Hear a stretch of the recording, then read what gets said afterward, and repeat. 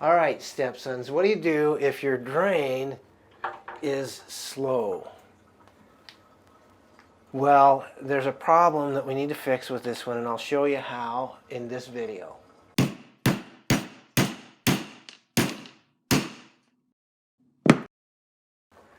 So a drain should drain a lot faster than this one is draining. Usually, if you have a slow drain, it's because hair goes down the drain and covers over stuff and creates a clog. More often than not, that's what it's going to be. All right, so there's two common types of plugs on drains like this. This one happens to be this top part threads down to the bottom one, and the way you get this off is use some pliers and grab onto the lower part while you loosen the upper part. And once you've done that, this will unthread. So underneath the cap is a nut, and you unthread that even more, and then you can get the whole assembly out. Now you want to be careful where you put things. These won't fall down the drain, but you don't want things to fall down the drain. So I'm going to set them outside the tub so they don't get lost. And now if you look down in there, you can see there's all kinds of crud. Hair, typically, all built up around the edge. So that's what's slowing the flow of water down. So that's what we want to get out. When you're worried about cleaning a drain, there's a number of tools you can use. This is probably the most important one. This is called a snake. This is basically a big long coiled spring in here with this one on the outside. It's got a little lock nut here that you can twist that down to hold it. And then as you rotate this, it rotates that spring. You can put it down the drain, and it basically is a flexible drill bit that would go down and through the clog and maybe bring it up if you need to. I have sometimes used one like this as well. This is not necessarily a snake, a drain snake, which is what this is called. This you can use to pull wires in a wall, but it's also a flexible line that if you need and you needed to get through a drain, you could use that. Here's the tool that I'm going to recommend. It's a paper clip. So this is a large paper clip that I bent in this shape, and you can actually check out this short video here about using it. I use this to clean the hair out of a shower drain. We're going to do it right now with this one. If most of the hair is within reach of this, then this is all we need, and you can look at it, and most of it probably is because it looks like it's all right here. This is why the water's not flowing, and this is what's going to get it to flow again, is just get this crud out of there. So that looks like I got most of it, and that's using this high-tech paper clip tool. I'm going to run some water down the drain now. So let's see if the water backs up or not. Okay, so the flow seems to be going a lot better now. We're going to reassemble this now, just doing it backwards from how we took it apart. We'll put that down in there.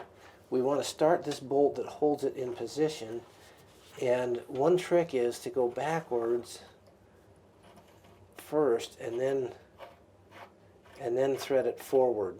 You want to make sure you don't cross thread. That's what I'm after with this. It feels like it's grabbed on. Now I'm just going to put the top back on over that nut and twist that in by hand. Now I do want to snug it up just a little bit. So I'm going to put my larger channel locks on, hold that base one, the smaller ones on, and just torque it a little bit more than hand tight. That's probably plenty good. And now the drain is put back together.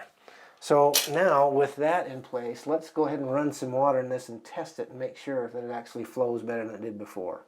Well, there's two ways you want to test this. One is you just turn the water on and let it flow, make sure it works.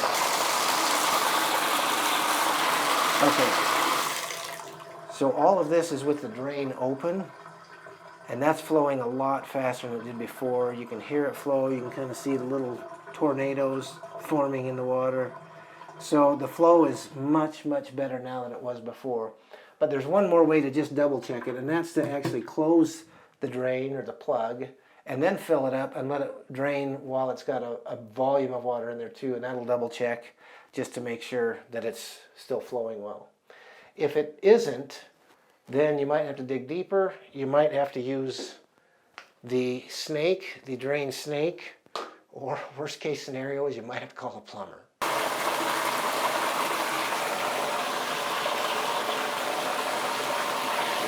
Okay, so now I've put a little bit more volume of water in. We're just going to double check it again.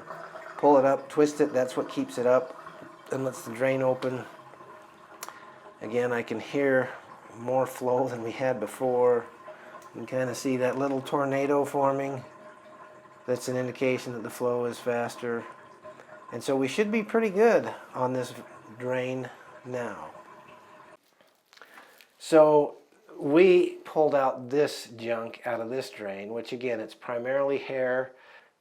The hair catches other hair and it just fills the volume until the water can't flow through there very well. So this drain in this tub is a little bit different than the last one. They look the same, but if you'll notice, there's no separation between the lower part and the upper part.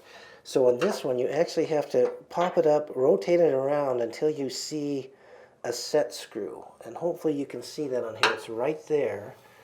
You have to undo the set screw to get this off, and then you've got access to the drain here. This one actually looks fairly clean. So now you can see this better, how this works that I've got it out. This one just has a set screw underneath, and in this case it's a Phillips, and it actually has a groove for just a slotted as well, so either one would work. If you have the choice, Phillips usually works better. Once this is off, then you can work down the drain and do the same thing we did on the other one. In this case, you can see there's no hair backed up, and when I tested the flow on this one's pretty good. So this one really doesn't need to be cleaned out, but I wanted to make sure you saw the difference between the stoppers of this drain versus the one downstairs. Those are the two types I've seen most of, other than just a cork on a chain that you put in there, but hopefully you can figure out how to get that one out without a YouTube video. Remember, this channel is for kids growing up without a dad, especially boys. If that's you, then subscribe. All right, we're just going to put this back together then, since we don't have to clean this one. This goes over the stem that sticks up there, and once I've got it low enough that I can still get my screwdriver in, just thread it on until it's snug, and it should hang on when you pull it up like it's doing, and that way it's back together. So now you know how to clean a drain from a bathtub. All right, always remember 2 messages from every video I do. First one is, you can still succeed even though your dad may not be in your daily life. And always remember, you've got a dad that loves you because this dad loves you. And I'll see you on the next video. How to make a cheese sandwich. I've got the mic though. You get the bread and the mayo chuck, which is awesome. And, oh, sorry, am I not talking loud enough? No. And the cheese. And Nick, how are you? What does Nick do with the sandwich? He eats it sometimes. You eat cheese sandwiches, Nick? Sure. Oh, nice. All right, let me take